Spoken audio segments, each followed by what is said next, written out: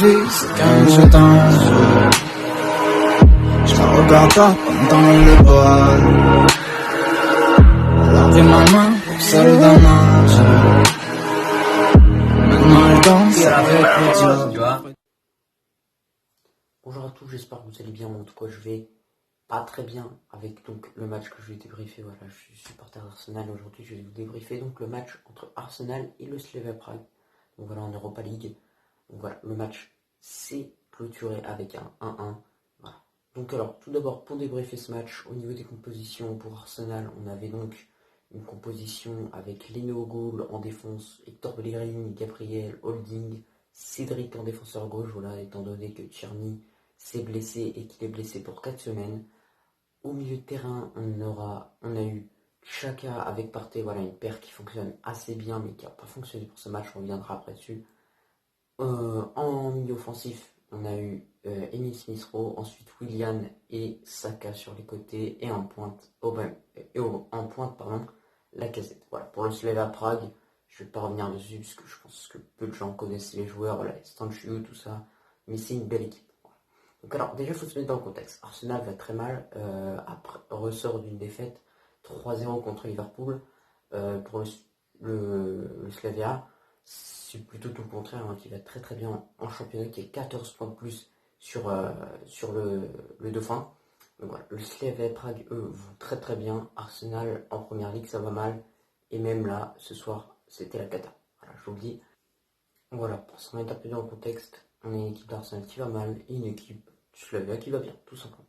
Alors déjà quand tu sais que tu vas affronter le Slavia Prague, tu sais que tu vas affronter un joueur et pas un, deux, 8, je sais pas, parce qu'il y a des joueurs parfois sur le terrain qui se donnent pas à fond à Arsenal, mais quand tu sais que tu vas affronter le Slavia Prague, vu la tête de l'entraîneur et tout ça, tu sais que ça va rentrer dedans, tu sais que ça va donner des coups et que ça va y aller, que ça va se donner à fond. Donc voilà, le match débute assez avec beaucoup de comment dire de hargne pour le Slavia en tout cas, avec beaucoup d'intensité en tout cas, voilà, c'est le mot que je voulais trouver tout à l'heure quand j'hésitais un peu. Donc voilà, beaucoup d'intensité avec des ponts, tout ça, voilà, vraiment ils se sont donnés à fond 10 premières minutes. Ensuite Arsenal a réussi un peu à poser le ballon à poser le pied sur le ballon, et un peu faire tourner derrière, mais relativement c'était une première mi-temps plutôt, il n'y avait pas de jeu pour les deux équipes.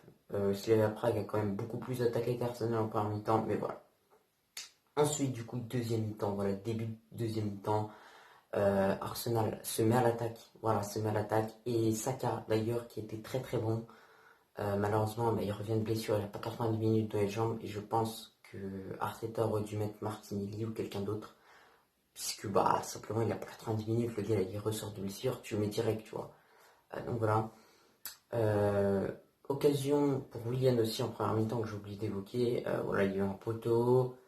Et là, en deuxième mi-temps, il y a eu une percée de Lacazette qui récupère le ballon au milieu de terrain. Magnifique. Il part, il part, il part. Il y a tout le monde qui revient sur lui. Et malheureusement, il s'en sort avec une barre transversale. C'est vraiment dommage. Parce que franchement, sa course, elle méritait bien plus que ça. Franchement, honnêtement. Pour être honnête avec vous, ça méritait bien plus. Barre transversale, malheureusement pour lui. Il prend un peu la balle mal. Et puis voilà. Ensuite, Arsenal va faire des changements avec la sortie de Lacazette et l'entrée d'Aubameyang, de Pepe, de Ceballos. Enfin, Ceballos est venu après, de Lini avant. Et Pepe va marquer le but de délivrance. Là, on était content en tant que fan d'Arsenal de s'en sortir avec une victoire, étant donné que vraiment le contenu sur le terrain n'était pas bon. Voilà, on était très très content en tout cas de s'en sortir avec ça. Il marque et malheureusement après le Slavia pousse. Leno sort un arrêt de monstre. Mais juste après sur le corner, le Slavia égalise 1-1. Voilà pour le scénario du match. Maintenant on va s'attarder un peu plus sur chaque joueur d'Arsenal. Alors Leno, rien à redire. Mais globalement on a un Leno qui fait son match comme d'habitude. Ensuite, on va passer à Bellerin que j'ai trouvé trop défensif, pas assez offensif, un peu comme Dub avec Arsenal depuis quelques temps. Il est pas intéressant, c'est vraiment dommage parce que c'est un joueur que j'aime beaucoup, c'est un de mes joueurs préférés, mais il n'est pas très intéressant, vraiment, on va se le dire honnêtement. Donc voilà, c'est dommage. En défense, Gabriel Holding, c'est une paire vraiment solide. Les deux, ils ont été solides.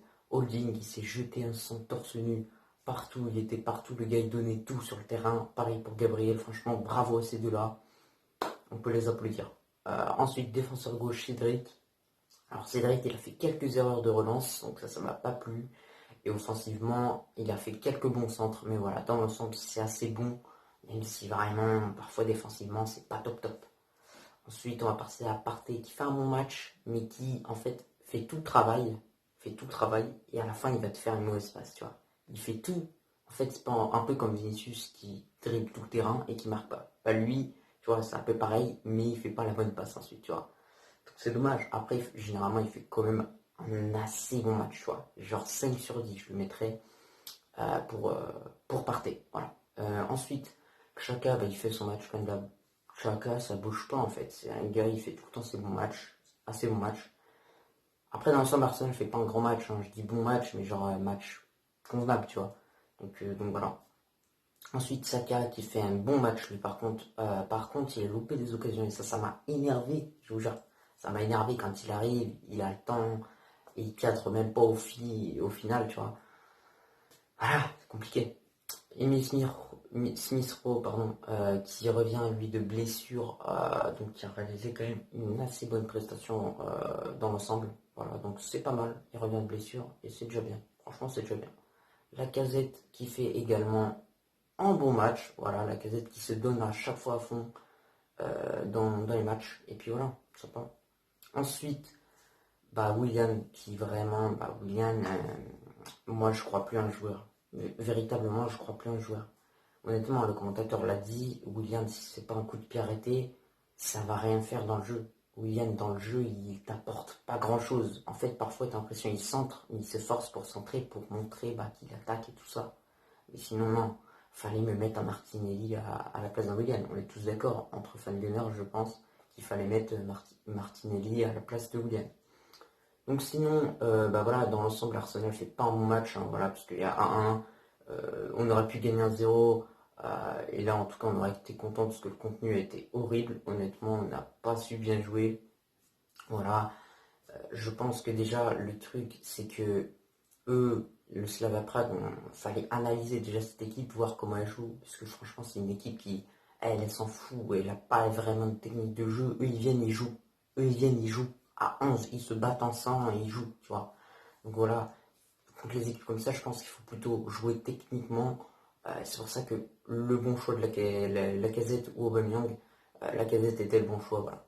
Donc, voilà. Je pense qu'il aurait fallu mettre Martinelli pour apporter plus de vitesse et vraiment les prendre derrière, parce qu'à chaque fois, il y avait des moments où tu pouvais les prendre, Mais voilà, aussi l'arbitrage hein, qui n'a pas été du tout top, je trouve en tout cas, donc voilà. Voilà, c'est tout quoi. Mais c'est comme ça, c'est l'arbitrage. On doit respecter. Et puis voilà, hein, je sais que je fais beaucoup comme ça avec moi, d'ailleurs ça me fait rire. Mais bon voilà. Du coup, on constate ce match. C'est pas un match. Maintenant, on verra pour le retour à Prague qui va être compliqué. Voilà, étant donné que Arsenal devra absolument gagner le match à Prague. Absolument gagner. Parce que si tu fais 0-0, t'es éliminé avec la règle de l'extérieur. Voilà, donc ça va être chaud pour Arsenal. Mais nous, on y croit. On est des Gunners. Et voilà. Pour aller chercher cette Ligue Europa, ça va être très compliqué, mais on peut le faire. Voilà, tout simplement. Sur ce, je vous dis à la prochaine. J'espère